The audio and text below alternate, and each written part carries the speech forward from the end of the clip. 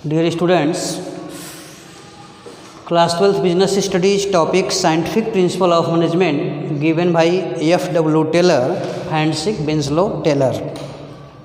Student, in previous video we are already learned about general principle of management given by Mr. Henry Fayol. General principle of management 14 था, Henry Fayol 14 principal दिए थे। 1916 में इन्होंने एक पुस्तक launch किया था जनरल एंड इंडस्ट्रियल मैनेजमेंट, उसी में वो 14 प्रिंसिपल दिए थे जो पिछले वीडियो में हम लोग डिस्कशन कर चुके हैं। Mister F.W. Taylor given scientific principle of management, इन्होंने साइंटिफिक प्रिंसिपल ऑफ मैनेजमेंट दिया था। F.W. Taylor was born in 1856 in USA, इन्होंने 1856 में USA में इनका जन्म हुआ था और इन्होंने 1878 में मिडुअल स्टील कंपनी में अपना काम करना स्टार्ट किया। वहाँ पे इन्होंने देखा कि ये लॉट ऑफ प्रॉब्लम है, बहुत सारे प्रॉब्लम्स हैं जिससे उनकी factory Midvale steel company day to day increase नहीं कर रही है। डे टू डे वर्कर और मैनेजमेंट दोनों आपस में लड़ रहे हैं, कभी सैलरी को लेकर के, कभी बोनस को लेकर के, कभी वर्किंग आवर को लेकर के, कभी ऑर्गेनाइजेशनल स्टैंडर्ड को लेकर के आए दिन लड़ाई चल रही है। तो वहाँ पे इन्होंने जो अनुभव किया उसको एक प्रिंसिपल के रूप में लिखे और उस फैक्ट्री में फॉलो किए। तो जनरली इन्होंने 4 प्रिंसिपल दिए हैं। F.W. टेलर ने, हैंडशेक, विंस्लो टेलर ने 4 प्रिंसिपल दिए हैं, जिसमें फर्स्ट है science not rule of thumb. Student, science not rule of thumb, इन्होंने कहा कि आप विज्ञान को अपनाइए, पुराने नियम को छोड़ दीजिए। इन ऑर्गेनाइजेशन जो पहले से हो रहा है वर्क, जिस नियम पे ऑर्गेनाइजेशन अभी तक चल रहा था उस नियम को आप हटा दीजिए। आप देखिए उससे अच्छा नियम क्या है, उससे अच्छी स्ट्रेटजी क्या है, उसको फॉलो करिए। उन्होंने कहा कि वर्क करने से पहले आप थिंकिंग करिए, सोचिए, देखिए कि इस काम को करने का बेस्ट तरीका क्या हो सकता है। उन्होंने कहा कि किसी भी काम को करने के बहुत सारे तरीके हैं, बेस्ट तरीके को आप अडॉप्ट करिए। फॉर एग्जांपल, यदि आपको किसी के पास कुछ संदेश देने हैं तो पहले क्या होता था, आप लेटर लिखते थे, पोस्ट ऑफिस पे जाते थे, टिकट लगाते थे, उसको पोस्ट करते थे। तो वो क्या था, एक लंबा प्रोसेस है। उन्होंने कहा कि आप साइंस को अपनाइए, सीधे मेल कर दीजिए, सीधे व्हाट्सअप कर दीजिए, मेल कर दीजिए, पुराने नियम को छोड़ दीजिए। तो ऐसे में वर्कर का टाइम बचेगा, वर्कर की एनर्जी बचेगी, तो वो दूसरे वर्क में लगेंगे और ऑर्गेनाइजेशन के रिसोर्सेज का बेस्ट यूज होगा। तो science not rule of thumb, विज्ञान को अपनाइए, पुराने नियम को छोड़ दीजिए। सेकंड प्रिंसिपल है इनका harmony not discard. Harmony not discard मतलब सहयोगात्मक रूप अपनाइए, नॉट डिस्कार्ड, एक दूसरे से लड़ाई झगड़ा मत करिए।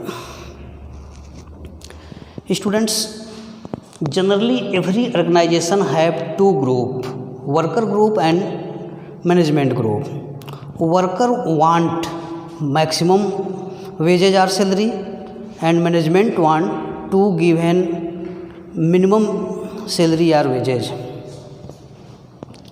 स्टूडेंट, वर्कर हमेशा महसूस करता है कि वो ओवर बर्डन है, उससे बहुत ज़्यादा काम लिया जा रहा है और उसको बहुत कम पैसे दिए जा रहे हैं। और मैनेजमेंट को हमेशा लगता है कि वर्कर काम नहीं कर रहा है और अधिक वेजेज ले रहा है, अधिक सैलरी ले रहा है। ऐसे में दोनों में डिस्कार्ड होता है, लड़ाई झगड़ा होता है, दोनों एक दूसरे से अधिक वर्क कराने के चक्कर में लगे रहते हैं। ऐसे सिचुएशन में मैनेजमेंट को चाहिए कि वर्कर को कोई काम देने से पहले वर्कर को विश्वास में लाए, उससे पूछे कि आपका इंटरेस्ट क्या है, आप इस काम को कर पाएंगे कि नहीं कर पाएंगे। ऐसा नहीं है कि वो अचानक उसको कोई काम अलाउ कर दे, उसको काम दे दे और वो काम ना कर पावे। तो हार्मोनी नॉट डिस्कार्ड में मिस्टर F.W. टेलर यही कहे हैं कि मैनेजमेंट को हमेशा वर्कर्स की फीलिंग को समझना चाहिए और वर्कर्स को भी मैनेजमेंट की फीलिंग को समझना चाहिए, तभी वो organization day to day increase कर सकता है।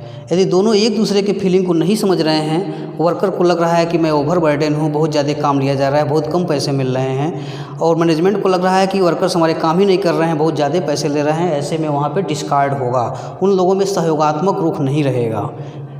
इसलिए दोनों को एक दूसरे पे कॉन्फिडेंस होना चाहिए, एक दूसरे की फीलिंग्स को समझना चाहिए, तभी organization day to day increase कर सकता है। नेक्स्ट प्रिंसिपल इनका था कोऑपरेशन नॉट इंडोलेज में। Student cooperation not indolence means worker के बीच सहयोग होना चाहिए, या सीधे आप कह सकते हैं कि थर्ड प्रिंसिपल कोऑपरेशन नॉट इंडोलेज में is the extension of second principle. ये सेकंड प्रिंसिपल का विस्तार है, इसी का एक्सटेंशन है। इसमें इन्होंने कहा कि यदि कोई वर्कर है उसके पास कोई सजेशन है तो उसके सजेशंस को आप वेलकम करिए, स्वागत करिए। यदि वो बेस्ट सजेशन है तो उसको उसी टाइम रिवार्डेड करिए, उसको पुरस्कृत करिए। ऐसे में वर्कर और management generally F.W. Taylor worker को लेकर के ही अपने प्रिंसिपल दिए हैं।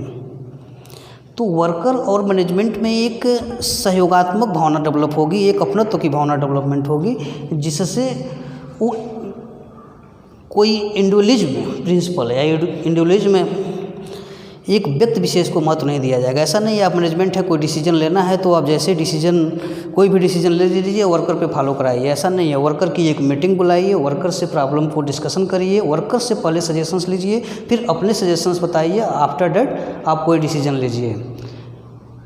तो इसी को F.W. टेलर बोलते हैं कोऑपरेशन नॉट इंडोलेज में। आप वर्कर्स की फीलिंग्स को समझिए, वर्कर से मीटिंग करिए, उनके सजेशंस को लीजिए, आफ्टर डेट आप कोई डिसीजन लीजिए। लास्ट प्रिंसिपल है इसका development of worker to their greatest efficiency and prosperity.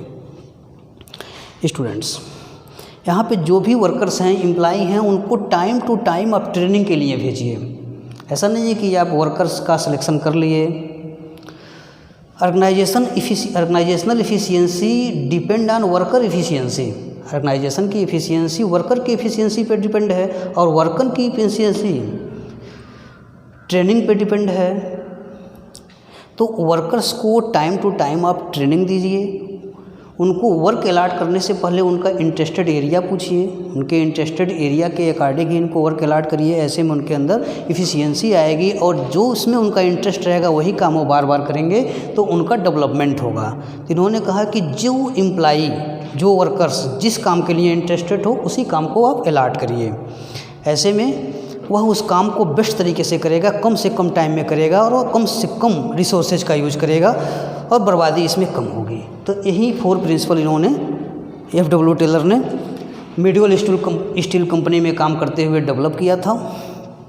और इस प्रिंसिपल्स को फॉलो करने के लिए इन्होंने 9 टेक्निक्स दिए हुए हैं। स्टूडेंट, इनके 9 टेक्निक्स हैं, उन 9 टेक्निक्स का डिस्कशन हम लोग नेक्स्ट वीडियो में करते हैं। आप ये चारों प्रिंसिपल्स अपने बुक से पढ़ लीजिए, इसको अपने कॉपी में नोट कर लीजिए। इससे रिलेटेड केस स्टडीज़ आपके बोर्ड एग्जामिनेशंस में पूछे जाते हैं। एक छोटी सी 8-10 लाइन की शॉर्ट स्टोरी दे दी जाएगी, उसमें पूछा जाएगा कि मिस्टर मोहन किस प्रिंसिपल का फॉलो नहीं किए हैं, किस साइंटिफिक प्रिंसिपल का फॉलो इस शॉर्ट स्टोरी में या पैराग्राफ में नहीं किया गया है या किया गया है। यदि आप ये चारों प्रिंसिपल आप पता रहेगा तो आप लिख देंगे कि इसमें हार्मोनी नॉट डिस्कार्ड है या science not rule of thumb है।